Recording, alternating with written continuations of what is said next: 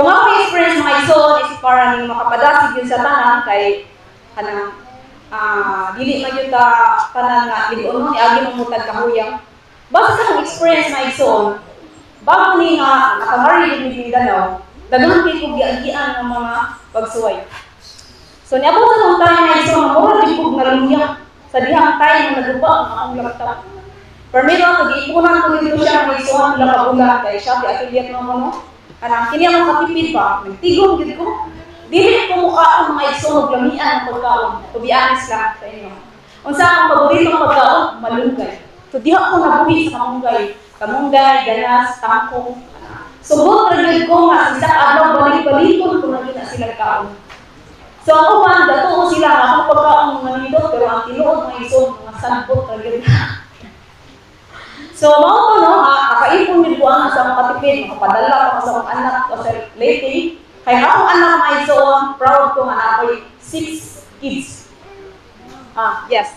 5 girls and 1 boy. Nakadaghan, pinakabana ba, pinakabana, hindi ko nila anak. So, muna mga igsoon nga, malipayon po ko kay bisag layo ko nila, ako silang follow up for me, active sila sa simbahan. Ako dito, mo present din sila tagaan sila bahay, din sila mo kanta, mo experience, for me po sila worship. So, akong gi-prayer sa Ginoo nga ako kausag ang isa. Kaya akong mga anak sa ako dali sila mga vegetarian, andito makakaon man din sila kay wala ako. So, ang akong isulti niya maigsoon nga bago ko minaari, ako nga akong laptop lagi nga naguba. May mga presentation ko akong gihimo. No nga, dagandagahan ko ba kay kanang ako mong gutong ipangandam kay kanang syempre pangandoy man imong mga gamit so imo yung gamiton diha sa buhat sa Ginoo. Nya kay sa wala daw mga iso nagbuba ang gid siya. Kay kini akong anak nga dalaga timing ko to nga yung cellphone nagguba-guba na. Nya dito siya mag-open sa laptop. Pero akong kuan, nagplano ko nga ako gid siya palitan. Pero mga igsoon sa wala ko man gyud ako siya napalitan. Yan ang adlaw di ay sige niya gamit niya anak ko sa iyong palitan ng cellphone karon. Ako gito ko may nagutang ko sa GCash para hindi siya malipay ba madili nga niya kayo itong gamiton. Kaya ako na kasi maguba sige hanggang niya gamit ito daw kay Facebook sa iyang mga assignment niya para po kung naa siya i-research cellphone niya usa dito sa mag-answer then mo to may igsoon nga kuan yan ang gabi gamit pa siya. Niya nakalimot siya balay sa pistuhan gud ba sa batangan sa laptop. Niya nagbukan siya tubig dito sa ikosigaan. Karon di anong pagka kuan akong bunso ni saka. Pagsaka niya sa ibo kay dito tubig. Ya diha sa ubos nag-awas ng tubig sa ulo ko dito tubig. Siya diya po. So ito day na yabo sa akong laptop.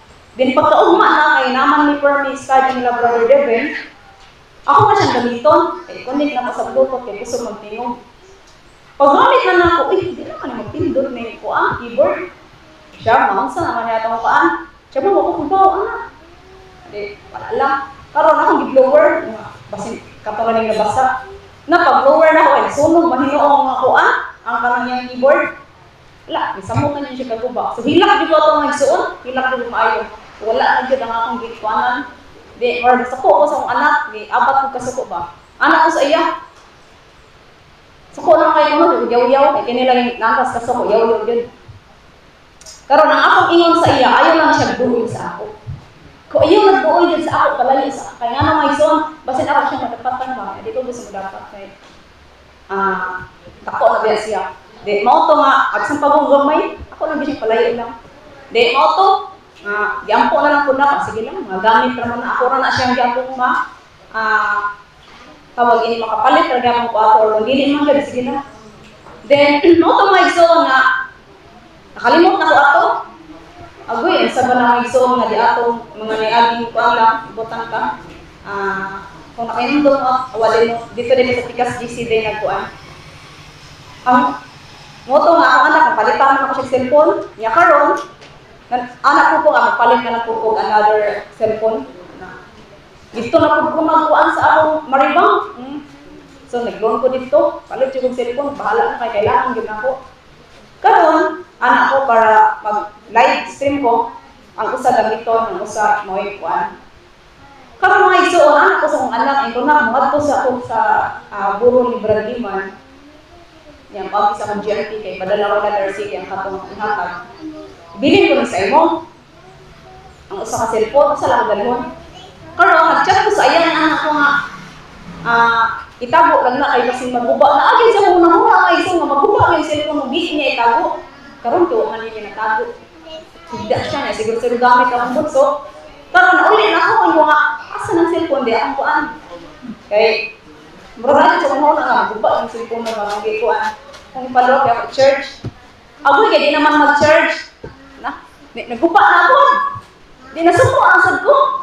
So mo to mga igsoon nga kaana agad ko ba nga kining yawa di no? Kung sumugong gid ay kung hain ka murag masuko ka dito gid kanya tiraon. So mo to mga igsoon naka-realize ko nga dili ka lang masuko mga guba ay daan lang naman. Kay mo man siya paaghat nga kanang maka-istorya na dili maayo. So mo to mga igsoon nga ni ana ako baya ko nga sa malin mo ni makaluya. Diyan ko na sa Ginoo anak ko si Sister Margie sa ako.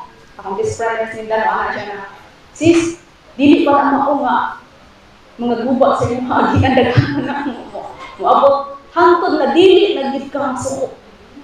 Sumuot din ang may doon.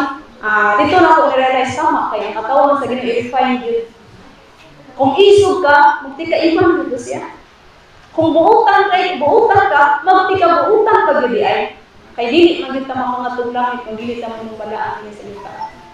So mo lang akong na-share my soul na hinaon unta na kung muabot mo na sa ato ang mga pagsuway nga natin mga gamit ng maguba niya atong mga anak dili na nato sila masiguro nga naman mas bilin pa atong mga anak kaya ako mo nang hibukan paghimo kaysa dili ang mga gamit nga mga guba di ba o mga nanay mga matay wala din yung habuli yung mga anak nga gihabukan mo gid na o di ba. So, dili na ito ibaylo ang atong mga anak sa mga buta na lumalabay lang. So, mo mga ito na nakaanagin ko nga bilihon. Gas bilihon ang himaya sa ginumatod ka sa Roma 8:18. Nga dili na siya ikabaylo. Bisan kung sa mga butang, hining kalibutan, dili din na ito ibaylo ang glory of God. Unang ko akong i-share na yung butang.